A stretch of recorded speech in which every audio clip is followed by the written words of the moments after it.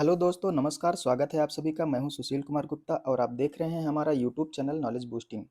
दोस्तों, आज के इस वीडियो में हम बात करेंगे कि आपने अगर एसी लगा रखा है और वो प्रॉपर कूलिंग नहीं कर रहा है, तो क्या-क्या कारण हो सकते हैं, किन वजहों से वो प्रॉपर कूलिंग नहीं कर रहा है, क्या दिक्कतें उसमें हो सकती हैं। तो इसी टॉपिक पे आज हम बात करने वाले हैं। दोस्तों, आज के इस वीडियो में हमने कुल मिलाकर के लगभग ऐसे 8-9 कारण हमने नोट किए हुए हैं, जिनकी वजह से आपका एसी प्रॉपर कूलिंग नहीं कर सकता है, या हो सकता है कि आपका एसी नहीं भी काम कर रहा हो। तो आइए हम लोग स्टेप बाय स्टेप जो है एक-एक कारण को समझते हैं। तो सबसे पहले नंबर पर हम बात करेंगे कि अगर आपका एयर फ़िल्टर बहुत गंदा है, यानी डर्टी एयर फ़िल्टर है, तो क्या हो सकता है?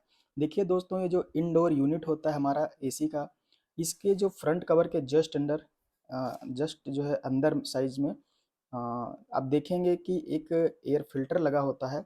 अगर उस बहुत सारा जो कि समय के साथ-साथ बहुत सारा जो है उस पे गंदगी जम जाता है, बहुत सारा डर्ट हो जाता है, और अगर वहाँ पे बहुत सारी गंदगी है, तो वो क्या करता है कि एयर को जो है प्रॉपर पास नहीं होने देता है, और जिसकी वजह से भी जो है आपका एसी जो है प्रॉपर कूलिंग नहीं करता है। तो ये एक कारण हो सकता है। आप उसको टाइम टू टाइम उसके कवर को ओपन करके चेक करते रहिए कि कहीं इसकी वजह से तो ये प्रॉब्लम नहीं आ रही है।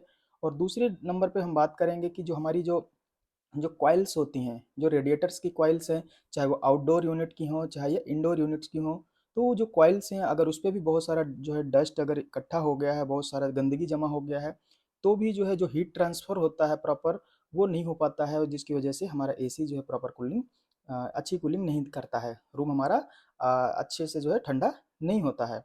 और तीसरे पॉइंट पे हम बात करेंगे कि अगर जो आपके कंप्रेसर के अंदर जो एक कूलेंट भरा जाता है, अगर उसका लेवल भी डाउन हो जाता है, प्रेशर कम हो जाता है, तो भी आपका एसी जो है प्रॉपर कूलिंग नहीं करेगा, और जिसकी वजह से जो है वो एक जो हीट ट्रांसफ़र रेट होता है कि अंदर की गर्मी को बाहर वो मतलब एक्सट्रैक्ट करे, वो चीज़ें वो अच्छे से नहीं कर पाता है।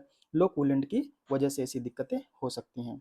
चौथे नंबर पर हम बात करेंगे कि अगर आपका कंप्रेसर फ़ॉल्टी है, यानी कंप्रेसर ख़राब है, तो कंप्रेसर ख़राब है तो भी इस तरह का दिक्कत हो सकता है, वो सही से काम नहीं करेगा, क्योंकि जो है किसी भी एसी या रेफ्रिजरेशन में जो है उसका जो कंप्रेसर होता है वही सबसे अहम हिस्सा होता है।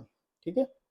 और 5वें नंबर पर हम बात करेंगे कि अगर हमारा जो थर्मोस्टेट होता है, अगर वो ख़राब है, तो भी इस तरह का दिक्कत हमको फ़ेस करना पड़ सकता है, क्योंकि थर्मोस्टेट क्या करता है, वो जो टेम्परेचर होता है रूम के अंदर उसको सेंस करता है, और उसको सिग्नल देता है, जिस भी टेम्परेचर पे हम सेट करते हैं, उसको सिग्नल देता है कि हमको कब कट करना है, कब जो है उसको एसी को लोड पे लेना है, वो सारी चीज़ें कंट्रोल करता है, वहाँ से एक फीडबैक उसको मिलता रहता है।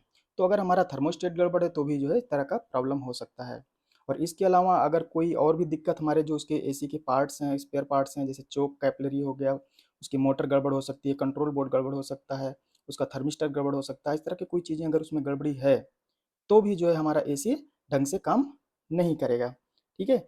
और इसके अलावा जो है अगर आपके जो एटमॉस्फेरिक टेम्परेचर बहुत ज़्यादा है, जैसे आपने सुना होगा जो नॉर्मल एसीज़ होती हैं, वोल्टास वगैरह का, उनका होता है कि हाँ 50 डिग्री 52 डिग्री उनका जो है एम्बिएंट टेम्परेचर होता है जिस पर वो काम करेंगे। लेकिन अगर 60 डिग्री टेम्परेचर पहुँच गया, तो आप देखेंगे कि वो एसी भी काम करना बंद कर देती है। ऐसी कंडीशन में आजकल हम जो देखे हैं बहुत पॉपुलर है, ओ जनरल का जो एसी होता है, वो जो है 60 डिग्री टेम्परेचर में भी अच्छा परफ़ॉर्म करता है। तो ये अगर एटमॉस्फेरिक टेम्परेचर भी बहुत ज़्यादा है, तो भी इस तरह का दिक्कत हो सकता है। और नेक्स्ट आता है अंडर साइज़्ड एसी। कहने का मतलब कि अगर आपके बड़ा कमरा है, वहाँ पे 2 टन की एसी का ज़रूरत लगाने की ज़रूरत है, और आपने क्या करा वहाँ पे आपने 1 टन की एसी लगा दिया, 1.5 टन की एसी लगा दिया, तो भी इस तरह की दिक्कत होगी, आपका रूम सही से ठंडा नहीं होगा। और इसके अलावा जो है अगर कई बार क्या होता है कि सब कुछ चीज़ें सही हैं, पर हमारे रिमोट में जो रिमोट कंट्रोल होता है उसमें ही कुछ फ़ॉल्ट होता है, तो भी वो सही से जो है काम नहीं कर रहा होता और हम परेशान हो जाते हैं। तो ऐसे बहुत सारे संभावित जो है कारण हो सकते हैं जिसकी वजह से आपका एसी अच्छे से काम ना कर रहा हो। तो कई बार कुछ चीज़ें अपने आप पकड़ सकते हैं, अदरवाइज़ जो है आपको किसी सर्विस इंजीनियर को बुला करके चेक कराना ही पड़ेगा।